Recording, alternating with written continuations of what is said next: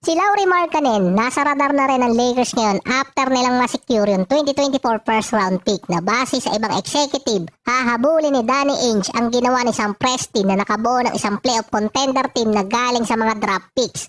At syempre magpaparami pa itong si Danny Ainge. Dahil yung binuo dati ni Danny Ainge, nakapasok na ulit sa finals ang Celtics. Base pa sa isang GM, dream target talaga ng Lakers si Markkanen, ibig sabihin sa panaginip. Ang aspect kasi ng trade na yon, floor spacing. Si Anthony Davis sa inside game, sentro pa rin talaga ang position niya, si Markkanen naman sa outside. Meron naman silang Christian Wood, kaso nga lang hindi nagamit at na-injured pa.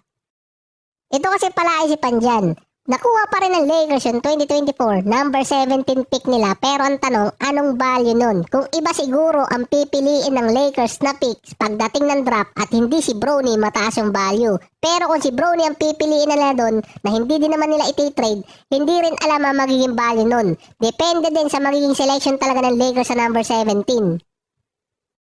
Kasi kahit yung Pelicans, wala ring nakitang gustong makipag-trade para sa number 17 pick dahil nga sa draft class. Si Markkanen, expiring contract na, $18 million sa huling taon. Kaya din siya gustong i-trade ng Utah Jazz dahil mataas pa ang value ngayon at eligible na si Markkanen sa 4-year contract extension.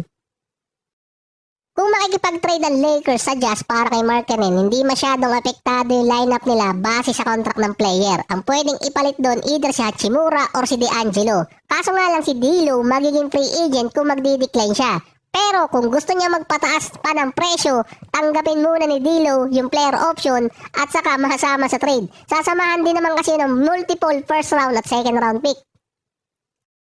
Tinulungan din naman ng Jazz yung Lakers noong 2023 pero base sa report ang hinihingi pa rin ng Utah Jazz na package ay pang superstar gaya ng 4 or 5 first round pick para kay Markkanen. Na malabong ibigay ng Lakers yun dahil injury prone na rin si Markkanen. Sa 7 season niya sa NBA 3 beses pa lang siyang nakalaro ng 60 plus game, pahirapan pa yung dalawa dun. So hindi kasi maiwasan to sa Lakers na laging superstar yung mahabulin. Inuulit lang nila yung nangyari na Big 3 experiment. Pero natuto na kasi si Rob Pelinka last season pa. Kahit yung iba mga teams na mayroong Big 3 na may malalaking kontrata, nahihirapan na rin makausad ngayon. Iba na ang playing field. Mula nang lumaki ang mga kontrata ng player at nabago yung CBA. Tulad ng Celtics, meron pa rin silang 3 stars. Si Brown na si Tatum galing sa draft nila. Si Porzingis galing sa trade. Kasama pa si Holiday, pang-4 pala yun. Pero nakuha talaga ng Boston isang 2-way star player, si Derek White. Kung isasama si Holiday, 2 star player sa depensa ang meron ng Celtics. Matatagmo ding role player. Ang Knicks naman nakakuha ng isang role player na naging malaking impact sa kanila, si Josh Hart. Babad pa sa laro. Ang Dallas ganun din, nakakuha ng 2 role player na malaking impact sa kanilang playoff run, si Gafford at si Washington. Sinabi din ng LA Times na hindi nagagana ngayon ng star-studded lineup na mostly 2 star at deep supporting cast. Miami Heat ganun din ang setup, 2 star pero deep rotation. Ang Bucks, meron Dame at Giannis. Kasama si Middleton, 3 star pero deep rotation pa rin doon ang Milwaukee dahil kay Tito Bobby at kay Brook Lopez. Kasama pa ang ibang role player. Ang setup kasi ng Lakers, 2 star player. Kung idadagdag mo si Markkanen, flexible kasi ang kontrata niya.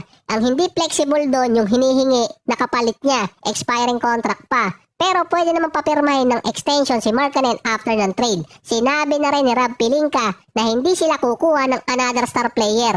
Magpapalakas sila ng supporting role. All-star si Markkanen pero yung kontrata niya hindi katulad ng ibang all-star na malaki talaga at malaki din ang kakainin sa cap space. Halos katulad lang din siya ng kay Aaron Gordon dati na flexible yung kontrata para sa trade. Walang papakawala na recent player dahil mababa yung kontrata pero yung future player ang tatamaan naman dun.